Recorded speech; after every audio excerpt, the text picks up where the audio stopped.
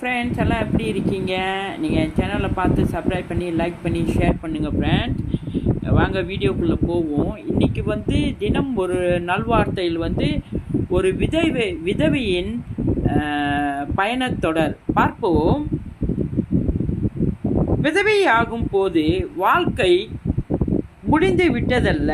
பல பெண்கள் தங்கள் வாழ்க்கையை புதிதாக கட்டமைத்து தன்னம்பிக்கையுடன் சமூகத்தில் சிறந்து விளங்குகிறார்கள். கல்வி, வேலை, சமூக சேவை போன்றவை மூலம் வாழ்க்கையை அர்த்தமுள்ள வகையில் அமைத்து கொள்ள முடியும்.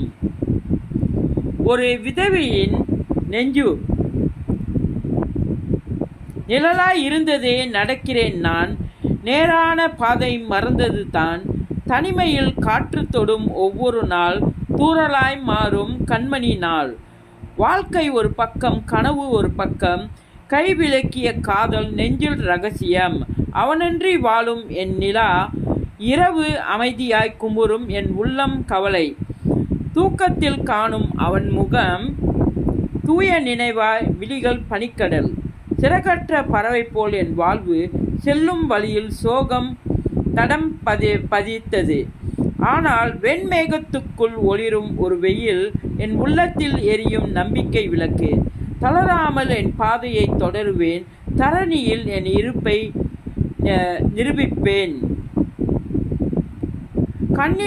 கண்ணில் கரைந்த என் கனவுகள் மலைத்துளியாக மீண்டும் மலர்ந்தன.